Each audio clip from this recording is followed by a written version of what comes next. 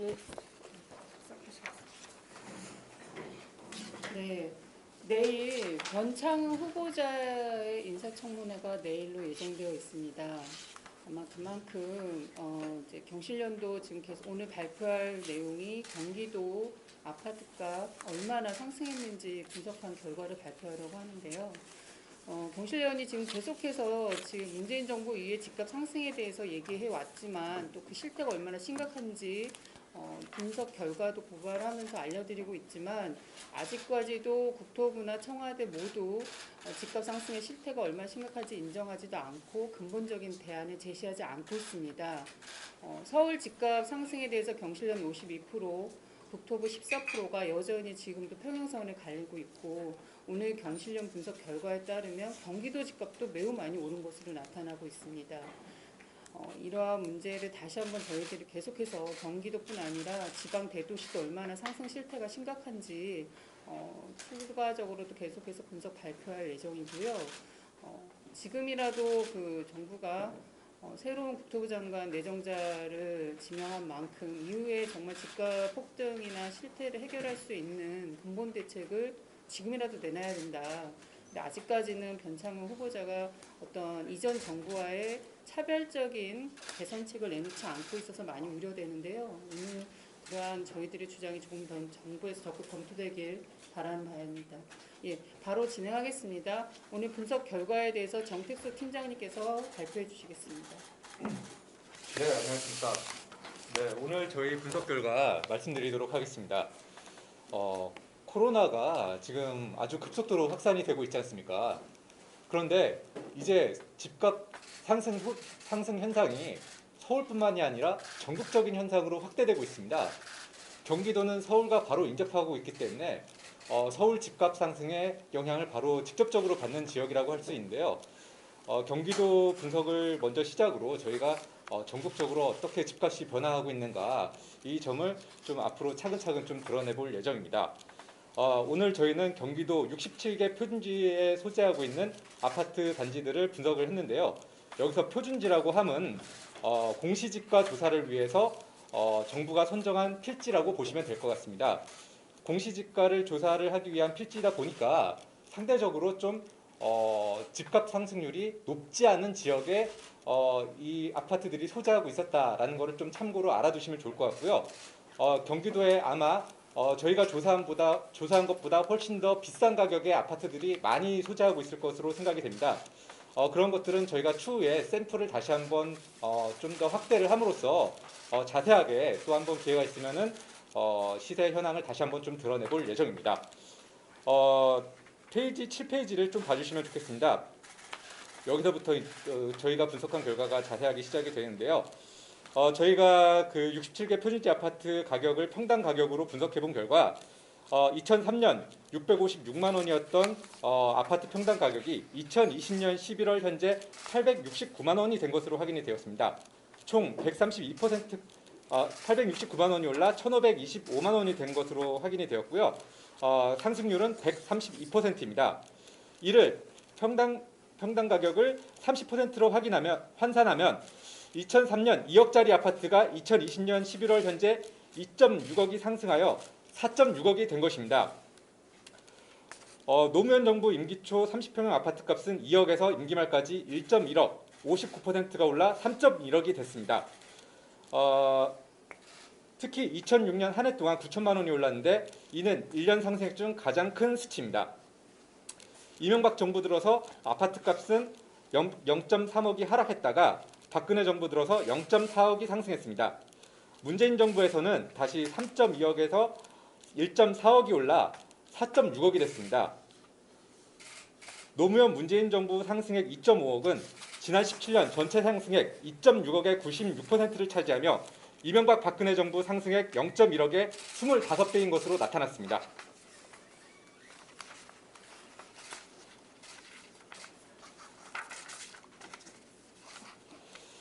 저희가 조사한 67개 아파트 단지 중에 아파트 평당 가격이 가장 많이 오른 10개 단지를 선정해서 알아보았습니다. 가장 많이 오른 아파트는 성남에 위치한 시범단지 우성아파트였습니다. 이 아파트는 17년간 평당 가격이 2,651만 원이 올랐고 32평형은 8.6억 원이 오른 것으로 나타났습니다. 10개 아파트 단지의 세부적인 사항에 대해서는 표를 참고하시면 될 것 같고요. 좀 특이할 만한 사항이 있다면 그 경기도 소재 아파트 중에 많이 가격이 오른 아파트들은 대부분 경기 남부에 위치해 있는 것으로 확인이 되었습니다. 성남 3개, 광명, 안양 2개씩 등 대부분의 아파트들이 경남 남부에 위치한 아파트들이었고 이들 아파트들이 가격이 많이 올랐다는 걸 보실 수 있습니다. 네, 그리고 9페이지 설명드리겠습니다. 노태우 정부 때 일기 신도시가 건설이 되었습니다. 일기 신도시는 성남에 있는 성남 분당, 군포 평촌, 고양 일산, 안양 평촌, 군포 삼본, 그다음에 부천 중동 등에 위치하고 있는데요. 이제 3기 신도시가 개발이 되고 있다 보니까 앞으로 신도시 아파트 값이 어떻게 변동이 될 것인가 저희가 한번 좀 미리 짐작해 보는 것도 굉장히 의미가 있을 것이라고 생각을 했습니다. 그래서 이 1기 신도시에 위치하고 있는 대표적인 아파트들을 하나씩 선정해서 가격 변동 현황을 알아보았는데요. 이 아파트들의 세부적인 내용은 그냥 표를 바로 참고하시면 될 것 같고요. 주목할 만한 사항은 1기 신도시 아파트들이 모두 17년 동안 가격이 100% 이상 올랐다는 점이었습니다. 그리고 이들 아파트들이 가격이 가장 많이 오른 시기는 노무현 문재인 정부 때였던 것으로 나타났습니다. 네, 그리고 마지막으로 이 아파트값 상승이 실제 서민들의 삶에 어떤 영향을 미치는가를 확인하기 위해서 연간 노동자 임금 대비 아파트값을 비교해 보았습니다. 임금을 한 푼도 쓰지 않고 전액을 다 모아서 아파트를 구매한다라고 이런 가정하에 조사를 해 보았는데요. 노무현 정부 임기 초 경기도 아파트값은 2억 원이었고 노동자 임금의 11배였습니다. 즉 11년 임금을 모으면은 경기도 30평형 아파트를 한 채 구입할 수 있었다는 얘기죠. 그러던 것이 임기 말에 아파트값이 1.1억 상승한 데 비해 노동자 임금은 400만 원밖에 오르지 않아서 아파트 구매에 걸리는 기간은 11년에서 14년, 3년이 증가한 것으로 나타났습니다. 이러던 것이 이명박 정부 동안에는 아파트값이 크게 하락했기 때문에 아파트 구입에 드는 시간은 3년이 감소했습니다. 박근혜 정부 동안에는 아파트값이 다소 올랐으나 임금의 상승이 더 많았기 때문에 역시 그 아파트 구입에 드는 시간이 1년 감소했습니다. 그러다가 문재인 정부에서 아파트값이 다시 한번 대폭 상승하였고 이는 또 임금 상승액보다도 높았기 때문에 아파트 구입에 드는 시간이 또한 4년 늘어난 것으로 나타났습니다. 그리고 개별 아파트 시세 변동 실태에 대해서도 저희가 또 별도로 첨부를 했는데요. 이들 아파트들에서 나타나는 특징은 특히 문재인 정부 들어서 굉장히 많은 시세 상승을 보이고 있다라는 점인데요. 이것도 한번 세부적으로 보시고 싶으신 분들은 참고로 보시면 될 것 같습니다. 이상 발표를 마치도록 하겠습니다. 네, 오늘 기자회견 내용은 경실련 홈페이지나 유튜브에서 경실련으로 검색하셔서 시청 가능하십니다. 예, 분석 자료에 대한 보완 및 경실련 주장에 대해서 김원동 본부장님께서 말씀해 주시겠습니다.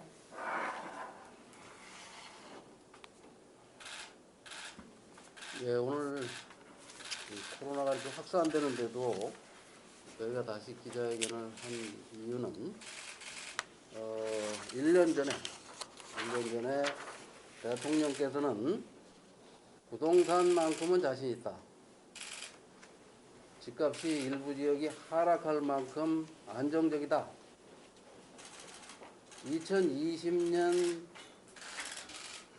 1월에는 기자간담회에서 집값을 취임 이전 수준으로 낮추겠다 이렇게 말씀을 하셨습니다. 그런데 취임 이전 수준으로 낮추겠다는 집값이 더 폭등을 해서 서울뿐 아니라 경기도, 전국 대도시, 또다시 서울, 집값은 계속 폭등하고 있습니다. 이 집값만 폭등한 게 아니라 잘못된 정책으로 인해서 전세 가격까지 동반으로 폭등을 하고 있습니다. 문재인 정부가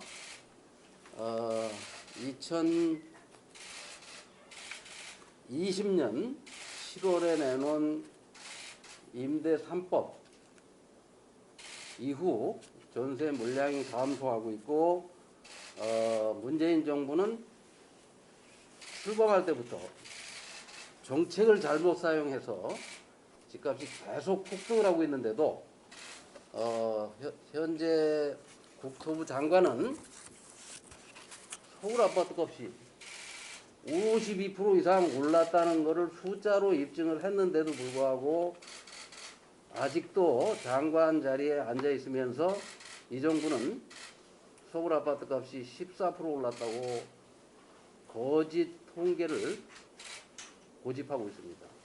이런 거짓 통계가 밝혀졌는데 청와대나 대통령께서는 누가 거짓 통계를 만들었는지, 누가 거짓 통계로 5천만 국민을 속이는지 그걸 밝히셔야 되는데 그걸 밝힐 생각을 전혀 하고 있지 않습니다. 그 이유는 대통령께서도 집값이 더 오르기를 바라고 있었던 거 아닌가? 집값을 올려서 경기를 부양하고 경제 성장률을 달성하려고 했던 건 아닌가 하는 의심까지 하게 됐습니다. 그 이유는 이 정부는 출범할 때부터 다주택자, 임대사업자에게 집을 사도록 했고, 임대사업자가 집을 사면 집을 한 채 가진 사람은 500만 원 가까운 세금을 내는데 집을 100채, 500채 가진 사람은 재산세, 종부세, 나중에 양도소득세까지 면제해주는 그런 부동산 투기를 조장하는 정책을 썼습니다. 그로 인해서 이 정부의 청와대 정책실장들은 작년 말 현재 한 사람당 집 한 채로 10억씩, 집값이 10억씩 올라서 불로소득을 얻었습니다. 오늘 우리가 경기도 전체를 분석한 결과 경기도의 아파트 값이 문재인 정부 들어와서 1억 4천, 노무현 정부에서 1억 1천, 이명박 박근혜 정부의 9년 동안 1,000만 원 올랐는데 9년 동안 1,000만 원 올랐다는 것은 상당히 안정된 거죠. 이명박 박근혜 정부 9년 동안 안정됐던 집값이 폭등을 했습니다. 그럼 그 당시에는 왜 집값이 안정됐었는가? 변창흠 장관 후보가 시민운동가일 때 분양 원가 공개와 이 반값 아파트 건물 분양 특별법을 지지했습니다. 근데 본인이 2014년부터 2017년까지 서울도시주택공사 SH공사의 사장을 할 때와 2019년부터 장관으로 지명되기 전날까지 한국토지주택공사 LH공사 사장을 하면서 분양원가 공개를 하지 않았고 분양가 상한제를 위반해서 조작을 했고 분양가격을 시민에게 바가지를 씌웠습니다. 또 건물만 분양한다고 해놓고 이게 좋은 정책이라고 한 사람이 4년 반 동안 한 채도 이런 식의 분양을 하지 않았습니다. 그런 사람을 대통령께서는 또 장관 후보로 임명을 해서 더 집값을 끌어올리려고 하는 그런 시도로밖에 보일 수가 없습니다. 이 정책은 2006년 집값이 지금처럼 폭등할 때 당시 야당이던 한나라당이 주장을 해서 만들었고 2009년 여당이 돼서 182명이 발의해서 만든 법입니다. 이런 방식으로 공급하면 아파트는 20평짜리가 1억 1천, 25평짜리가 1억 5천, 30평짜리가 2억. 이게 얼마든지 아파트를 공급할 수 있습니다. 즉 집값을 잡으려고 마음만 먹으면 정부는 즉시 잡을 수가 있다. 89년 경실련이 생길 때 노태우 정권은 집값을 2년 만에 잡았습니다. 2008년 이명박 정부는 5년 동안 폭등하던 집값을 1년 만에 안정시켰습니다. 1년 만에 집값을 잡을 수 있었던 건 이렇게 강남과 서초에 30평 아파트를 3억도 안 되는 값에 계속 분양을 했습니다. 이런 아파트를 200만 채 공급한다고 발표를 했고 실제로 이런 아파트가 계속 쏟아져 나오니까 이렇게 경기도 같은 지역에 집값이 2억짜리가 노무현 정부에서 3억 됐다가 3억에서 집권이 끝나고 이명박 정부가 끝날 때는 떨어졌다가 박근혜 정부 때까지 3억이 3억이었습니다. 이걸 다시 문재인 정부가 들어서서 집값을 끌어올리고 있습니다. 이 정부는 집값을 끌어올려가지고 누가 피해를 보느냐? 이 사회에 새로 진입하는 청년들, 무주택으로 오랜 기간 동안 살아온 분들, 우리 사회의 70%에서 80%가 고통을 받습니다. 우리 사회에서 집을 살려면 1년에 500만 원씩 저축을 해서 5억짜리 집을 살려면 100년이 걸립니다. 100년이. 25살에 취업을 해서 우리 사회에서 중위소득자는 청년은 집을 사려면 저축을 해서 75년이 걸립니다. 100살이 돼야 집을 살 수 있다는 얘기입니다. 근데 이거는 서울 아파트는 도저히 살 수가 없고 100살 가까이 돼야 경기도에 가서 겨우 아파트를 살 수 있게 그런 나라를 지금 만들었습니다. 그런데도 대통령은 대통령대로 집값을 계속 끌어올릴 정책만 쏟아내고 경기도지사도 역시 마찬가지로 2년 반 동안 과거 전임자가 했던 아파트의 분양 원가 몇 개만 공개했을 뿐 본인이 2년 반 동안 지사직을 수행하면서 분양 원가 공개를 한 건도 한 게 없습니다. 분양가 상한제 어떻게 하고 있는지 모릅니다. 이 문재인 정부의 주택정책 방향이 맞다고 합니다. 단 한 건도 집값을 잡을 만한 대책을 내놓지 않고 있습니다. 분양가 상한제는 나쁜 정책이라고 합니다. 이런 경기도지사와 대통령을 믿고 집값이 안정되기를 기다릴 수 없어서 경실련은 시민들과 함께 집값을 안정시킬 수 있는 획기적인 대책들을 강력하게 정치권과 청와대에 요구해 나갈 것입니다. 이상입니다. 네, 경실련이 그 부동산 통계에 대한 문제에 대해서 청와대가 제대로 파악하고 있는지 이 부분에 대해서 지금 계속해서 청와대 공개 질의서를 보냈습니다. 답변이 없다가 이번에 2차례 다시 보냈을 때 답변 온 건 그 문제를 다시 국토부로 보냈다라는 답변만 저희가 받았는데요. 국토부가 저희한테 보낸 답변은 결과적으로 정부가 그 지금 실제 집값 상승의 심각성이 얼마나 심각한지 잡지 못하는 정부 통계 문제점에 대해서 경실련이 공개 질의했으나 답변은 오히려 경실련의 분석에 대한 것을 인정할 수 없다. 그냥 일반적이고 지금까지 해왔던 그런 답변만 다시 하고 있고 실질적으로 정부 자료가 어떻게 생성되고 어떤 단지를 대상으로 하고 있는지에 대한 자료는 여전히 지금 비공개하고 있습니다. 그런 상황에서 지금 부동산 그 통계 조사에 샘플만 늘리면서 이 문제를 해결하겠다라는 것은 어떻게 보면 근본적인 문제를 해결하지 않고 다시 또 이렇게 신용만 하다가 넘어가겠다, 고치지 않겠다라는 것과 크게 다르지 않아서요. 부동산 통계, 정부 부동산 통계 문제점에 대해서도 이후에 저희가 계속해서 문제 제기하며 정부의 근본적인 개선을 촉구할 예정입니다. 예, 오늘 기자회견 이곳으로 마무리 짓고요. 경실련이 오늘 기자회견과 관련해서 질문 사항이나 있으면 경실련에 개별적으로 질문해 주시면 저희가 또 답변을 드리도록 하겠습니다. 네, 오늘 기자회견 마무리하겠습니다. 감사합니다.